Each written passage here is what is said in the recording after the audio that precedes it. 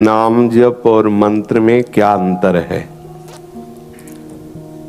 नाम सर्व सामर्थ्यशाली, फिर मंत्र जपने की आवश्यकता क्या है, या नाम जप और मंत्र में क्या अंतर है, इसको वो ध्यान से सुने तो मंत्र में रुचि होने लगेगी। नाम जपने से निश्चित परम मंगल है, कल्याण है, बिल्कुल कोई संशय नहीं है। नाम आपको कल्याण पद में स्थित कर देगा, चाहे जिस भाव से आप नाम जप करें, चाहे जैसे भी, चाहे प्रभु के किसी भी नाम को आप जप करें। हमारे प्रभु का एक नाम है अनंत। अनंत माने जिसका ना कोई आदि है ना कोई अंत है। तो उनके नाम भी अनंत हैं, उनके रूप भी अनंत है, उनकी लीला भी अनंत है। हरि अनंत, हरि कथा अनंता। जो जीव नाना प्रकार की वासनाओं में फंसे हुए हैं, यदि वो भगवान नाम का आश्रय ले लें तो भवसागर से मुक्त हो जाएंगे, इसमें बिल्कुल कोई संशय नहीं। विवश होके भी नाम जप करे तो संसार समुद्र से पार हो जाएगा। कोई मंत्र की आवश्यकता नहीं संसार से मुक्त होने के लिए। अब ध्यान देने योग्य बात है, हमारे यहां भाव देह से अपने आराध्य देव की सेवा में पहुंचने का सिद्धांत स्थापित किया गया है। जैसे आप कृष्ण कृष्ण बोले तो आप संसार समुद्र से तर जाएंगे, इसमें कोई संशय नहीं। लेकिन आप प्रभु के सखा बन जाएंगे, आप गोपी बन जाएंगे, बिल्कुल संशय है। सखा बनने के लिए या गोपी बनने के लिए या सहचरी बनने के लिए आचार्य जो प्रकट होकर मंत्र दे रहे हैं, वो मंत्र आपको सखा बनाएगा। कल्याण होने में कोई संशय नहीं है। आप कृष्ण कृष्ण बोले, आपका कल्याण पक्का है। राम राम बोले, हरि हरि बोले, कल्याण पक्का है। आपकी कामनाओं की भी पूर्ति हो जाएगी।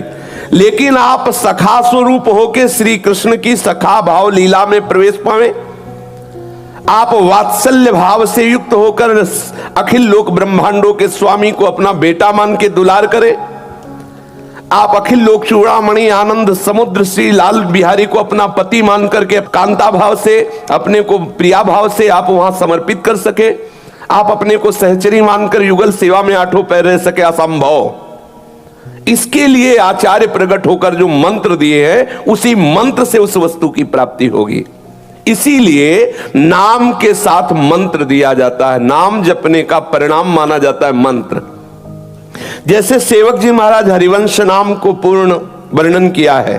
हरिवंश हरिवंश बोले, आचार्य चरण प्रकट हुए और निज मंत्र दिया। निज मंत्र के प्रभाव से वो निकुंज में प्रवेश हुए और अद्भुत लीलाओं का दर्शन किया, उसी का वर्णन किया।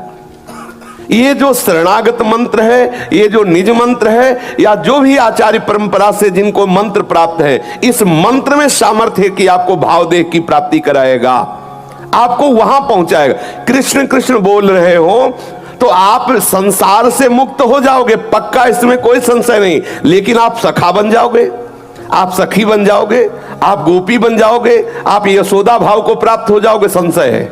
इसके लिए आचार्य शरणागति है, आचार्य के द्वारा दिया हुआ मंत्र है। जो भी मंत्र, अगर आप ब्रह्मबोध प्राप्त करते हो तो नाम जप करते हुए आपको ब्रह्मज्ञानी संत का संग मिलेगा, और उसके द्वारा जो ब्रह्मबोध स्वरूप प्राप्ति का उपदेश है और मंत्र है, वो आपको स्वरूप बोध कराएगा, वो ब्रह्म साक्षात्कार कराएगा।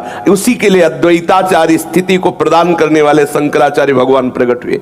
ये जो विविध आचार्य प्रकट होकर मंत्र, इसमें रहस्य है। ऐसा नहीं है जैसे अपने लोग बोला जाता है नाम जप से सब कुछ प्राप्त हो जाएगा, तो उसका तात्पर्य नाम जप करो तुम्हें वो रास्ता मिल जाएगा। तुम जो नाम, अब जैसे एक बोल रहा है राम राम राम राम राम, मुक्त हो जाएगा।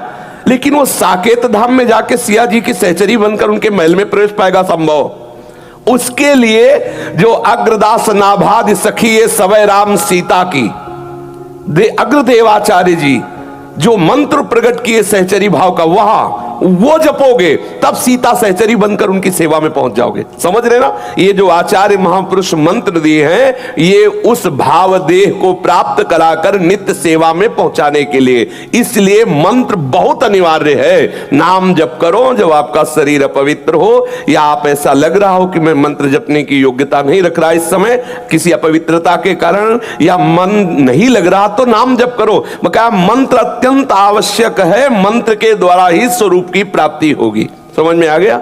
अब वो आप देख लो, नाम मंगलमय है, भगवत प्राप्ति हो जाएगी, लेकिन भावदेह की प्राप्ति करके सेवा में पहुंचने के लिए जो जिस भाव वाला है, आचार्य ने जो मंत्र दिया वही आपको वहां पहुंचाएगा। नाम का फल है आचार्य शरणागति, आचार्य शरणागति से जो मंत्र मिलता है वो आपको श्री श्यामा श्याम की सेवा में या जिन आराध्य देव की भावना में वही आपको पहुंचा देगा।